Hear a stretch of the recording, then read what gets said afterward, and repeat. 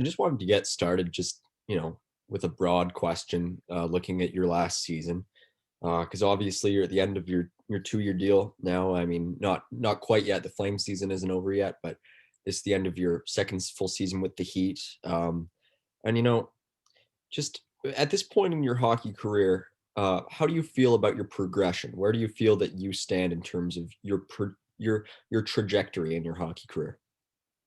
I feel good. I feel like it's a little weird, right? Because I've only played 2 years pro, and I'm yet to have the full pro season. I'm yet to experience pro playoffs, so it's different in that sense. And obviously, you want to keep playing into the playoffs, and that's the most exciting time of year, and that's when you can ultimately prove yourself the most as a player. So it's disappointing in that sense.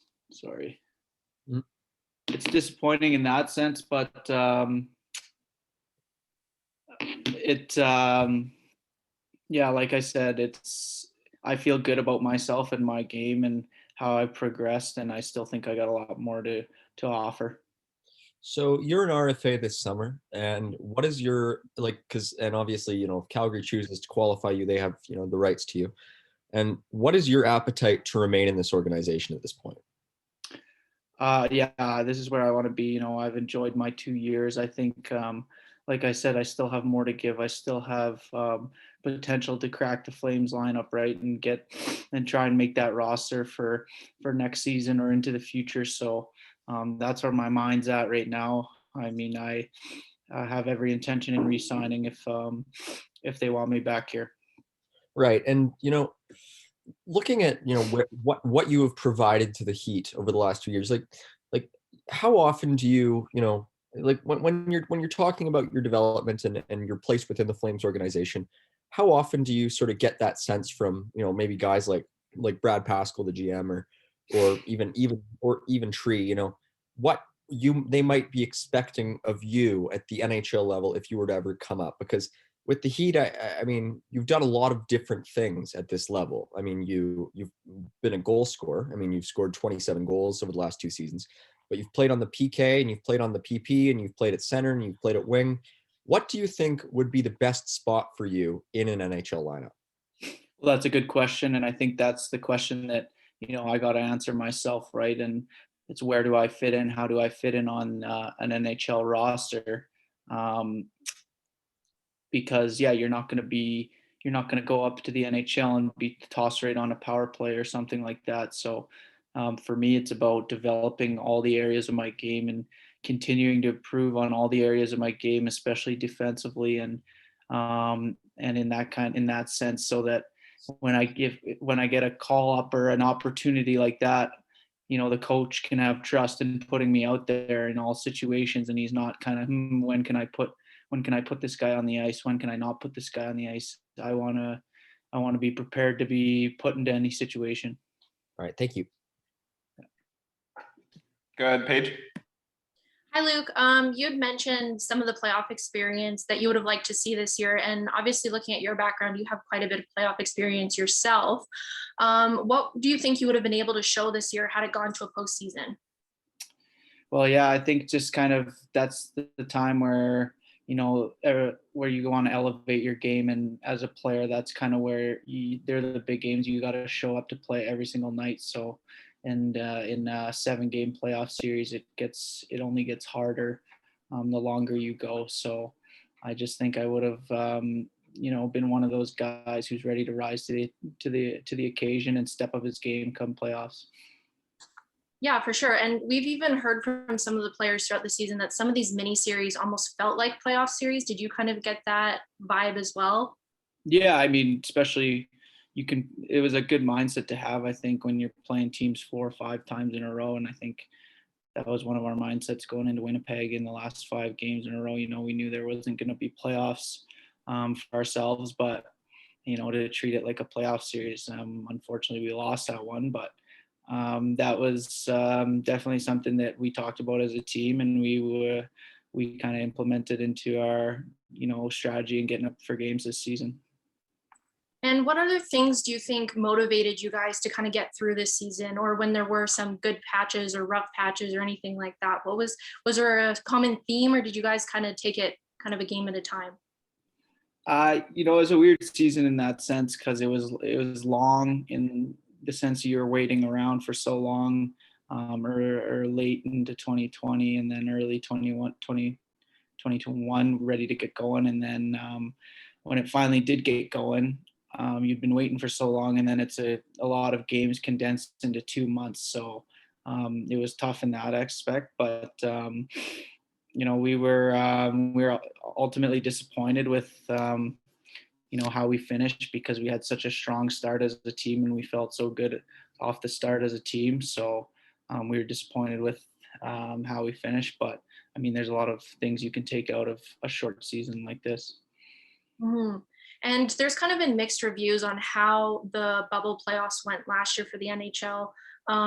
You've kind of heard it was tough on the players. Obviously, it worked for what it needed to be. Do you think that would be something that, if all the cards would have fell properly, you would have been able to cope with in this league? Like if we were to do a bubble Yeah, if the AHL did situation that. for playoffs. Yeah, I mean, yes, it's tough to say, right? I mean, you can't get mad at anyone for how things have gone, because people this whole past year plus has been kind of, nobody's really had the answers, right? Everyone's kind of just you have to wait until you figure out what you're doing, and then it's like, okay, this is what it's going to be. It seems like you almost don't know what's a week, a month is going to look into the future. So it's been hard. I mean, it's tough to say, would we have been ready to jump into a bubble? I mean, yes, it kind of feels like in a sense we've been in a bubble this whole year, though, just with we've kept protocols pretty strict and stuff like that, so it's just kind of been mainly to the rink and home. So I mean, so we've kind of experienced it a little bit, not to say we're completely locked out, but I mean, it's a tough question to answer, I guess, in that. Definitely. Just one more from me for now. Are you, looking back at the teams you played this year, do you almost wish you would get to see them again next year? Or are you kind of happy that if you stay with the Flames organization, you'll be able to see Pacific Division teams again? Yeah, I mean, it was cool the way that we were able to figure out to get a season out of our team up here. It was cool, and we're very happy that they were able to pull it off. It was last year only seeing the California teams mainly, and then we go outside our division a little bit. But it's cool to see some of those teams that play in the Eastern Division, and even though they're Canadian teams, you don't see them ever. So we enjoyed it, and I think from our standpoint as players, we'd be willing to play anywhere. Thanks, Luke. Yeah. All right, Mike, go ahead. Okay. Yeah, just a couple more for me. I think this is your second season. This was your second season with the Heat, and just obviously U of A, Kamloops, wherever, you've had all sorts of different coaches. Can you just talk to what Cale McLean offers to this organization in terms of as a coach? Cale's been great. He brings a positive mindset every single day, and he's a guy that us players want to perform for and want to show up and give our best every single day, because we know that's what he's doing. He was away from his family for this whole stretch, as were all our coaching staff and training staff for that matter. So a big shout out to those guys for what they went through and being away from their families, and can't imagine that's easy. So but as a coach, Cale is a very motivating guy. We want nothing but good things to say about him. So yeah, that's it for mine. Yeah, and I'm very curious, just about the coaching in this entire organization, because obviously there was a big coaching change in the NHL level this season, with Daryl coming in, and obviously once training camp happens next year, that's maybe where there will be the most exposure for the guys who've been in the Heat this year. But I'm just curious from your perspective, being a guy who, was born in Alberta, grew up in Alberta, probably, saw those Flames teams growing up that had Daryl behind the bench.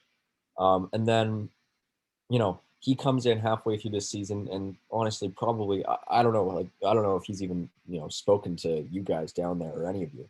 I don't know what that connection's been like, but just what do you think his presence in the organization offers to you in the future? That's Daryl. Yeah. Yeah, I mean, I played for Brent and Red Deer, and then we've had guys that have played for Daryl and know Daryl.